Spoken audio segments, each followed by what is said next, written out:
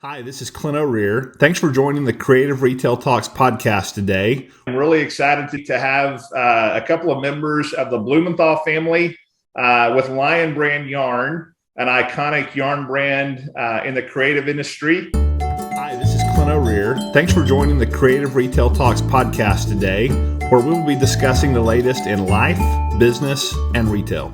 And we're going to talk today and learn about the story behind Lion Brand and learn about this fifth generation company that has just some great stories and great people behind it.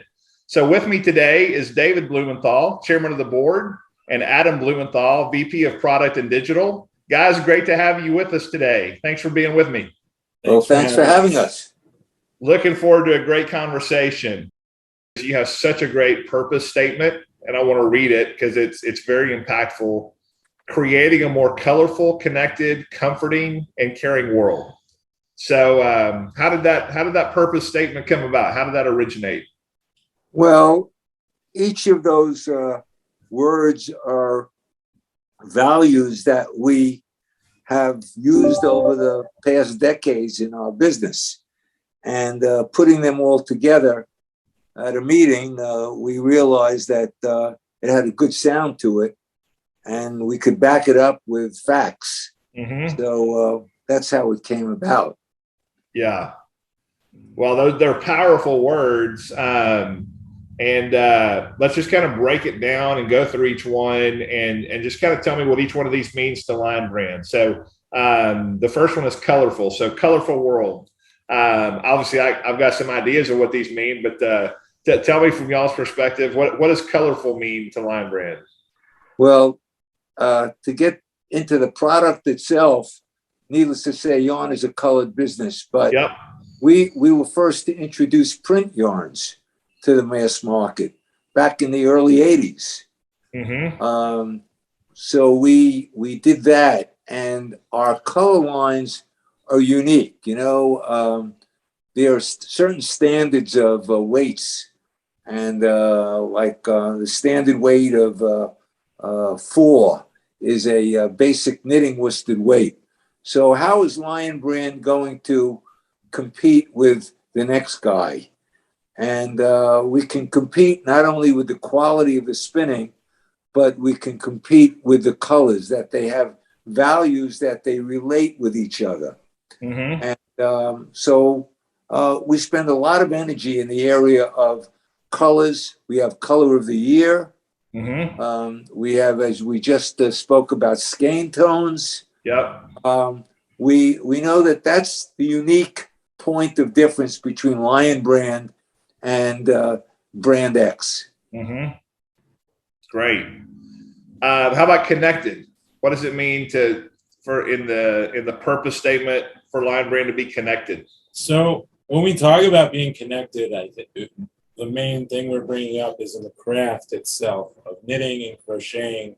I think people, you like to say, you always remember the first person who taught you how to knit, how mm-hmm. to crochet, and that experience of connecting people. You know, whenever you walk into a yarn shop, you always see one of the key ways that you know you're in a yarn shop is there's a table in the middle of people knitting, crocheting, talking, interacting, and connecting with each other.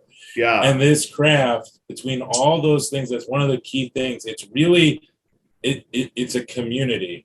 Yeah. You see it online in the way people interact, and you see it in real life. So it connects people in that way. And that's one of the purposes that we see in sort of how we take that.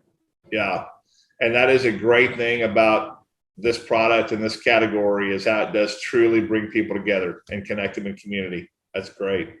All right. How about comforting? And, David, I think you mentioned a little bit ago about kind of the mental health aspects of knitting. But what does that word comforting mean in the purpose statement? Well, it's a twofold one. One is that it does give a lot of comfort. It's known to be a great stress reliever. But to me, also, it's comforting that we are able to give comfort to our associates.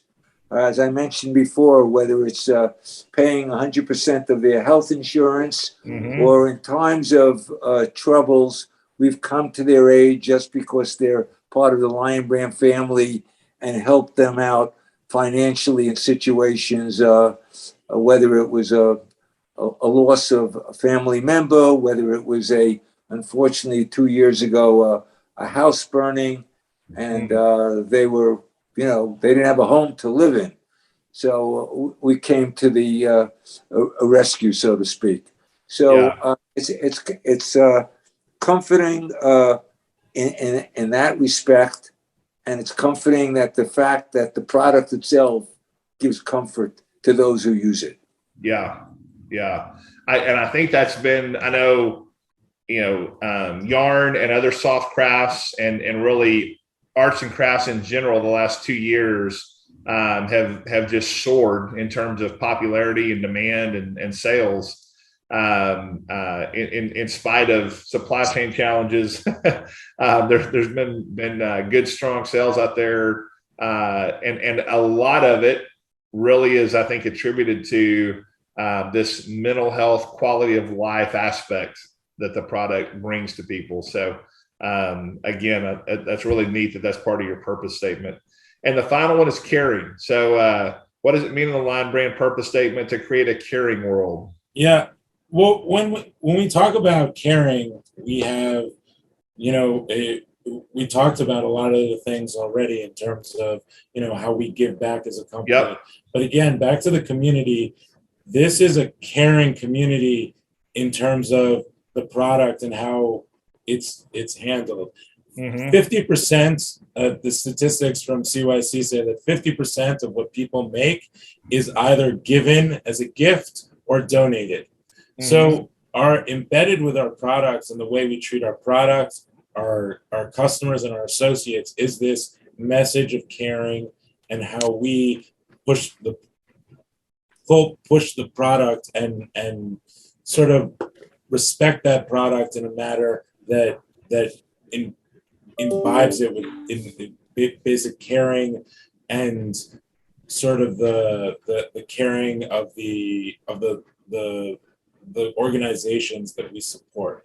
Yeah. So if I can, in summation, it's just the entire community, and I guess it gets back to everything, the connected side of everything, that we have this caring community that really wants and cares for each other, and our product is almost like that glue that helps us enable them to be caring for each other in terms of those products that they make for each other and that they make to give and to donate to others. Yeah, that's great. Well, again, what a amazing purpose statement, creating a more colorful, connected, comforting, and caring world. And I also love how you guys show that on your logo on the website. So, all right, I'm going to shift gears a little bit. You also, you don't just have social impact, you do some things that are fun also. So Vanna has been a huge part of pop culture. You guys have done a lot with her. One of the newer things is Schitt's Creek coming out. So tell me a little bit about, I know a lot of us in the pandemic fell in love with Schitt's Creek and the characters. And so tell us about how that partnership came about and kind of what's happening with Schitt's Creek. I'll tell you how it came about, and I'll let Adam give an update. One of our associates came to us and said, Schitt's Creek is a happening program out there, and it's part of today's pop culture. I think it would reach a wider audience than we have now, and I think it would be a great thing because they're showing various hand-knit items for us to create a license for that. And so one of the successes that we've always done is, I think Adam mentioned it at the beginning of this podcast, is that we embrace change and we embrace to be flexible. And instead of saying, no, we can't do it, let's try. Let's try and do it. So we went ahead and we got the license for Schitt's Creek, and it's getting a great response from the community. Adam, do you want to add to that? Yeah, the response has been great. I mean, we're looking as my father mentioned, the change. Like, we're always looking to be fashion forward. Schitt's Creek had a big, within the I don't know how familiar you are with the show, or the listeners are. I'm quite familiar, yeah. Okay. I'm sure a lot of the listeners will be too, yeah. So so Schitt's Creek has a lot of fashion forward and unique fashion to it. The characters David and Moira, they obviously have that, that the wardrobe is epic, as they'd say. and we also really like the idea of something, Schitt's Creek is obviously something that started in Canada, and sort of creating an ode to our neighbors to the north, and having something that we could talk about in Canada, but it's also come down to the US, and we could, transborder, between Americans and Canadians have it's kind of exciting that and American and Canadian knitters now have this commonality of this show that we support together. It's really cool. It's a fun show. It's fun. It's exciting to do these cool patterns for it as well. So well, very fun project and product that you guys are launching, and I know that's going to do well for you. So, all right, as we wrap up, I want to ask each of you kind of a personal question, and a lot of times I like to ask people about advice they would like to give. So that this is kind of your soapbox, your chance to have the floor, give advice to some people. So, David, I'm going to start with you. What lessons have you learned in your career and on your life journey that you'd like to make sure that Adam and the next generations learn from to help them have success? Well, as I said before, I was very blessed and fortunate to work with my father, and he was the ultimate in a total gentleman, and would tip his hat to ladies and that sort of thing. He grew up, his early childhood was in New England, so we had that New England feeling about him. But I watched him, and I saw how he respects and values each individual, no matter at what strata in life they are, whether it's the cleaning lady or a key buyer or a president of a company. No matter who they are, they're a fellow human being. They're as important as you are. And I think that's the key, to respect and value each person as to who they are. And one never knows what they're involved in and what their concerns are. So we have to understand that and be considerate of our fellow human.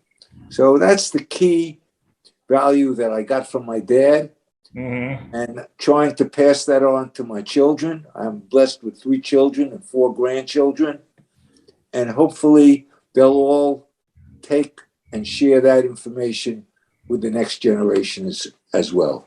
Yeah, that's great advice. Very good advice, David. Appreciate that. So, Adam, you're 5th generation. You're the one looking ahead. What do you think is important to stay focused on as you and the generations coming after you, as you continue to lead Lion Brand forward? What's important to stay focused on, you think?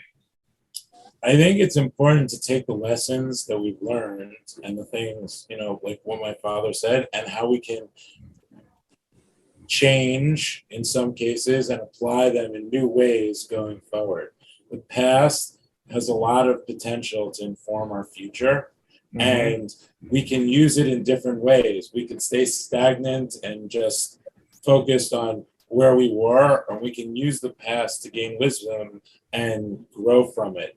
And I think taking that lesson of how do we use and build on what we have, build on the success that we have, learn from the failures that we've had, and use that to create a better company and a better experience for our customers and for the crafting world is sort of what it's all about for us, and the part of the secret sauce that I guess we have.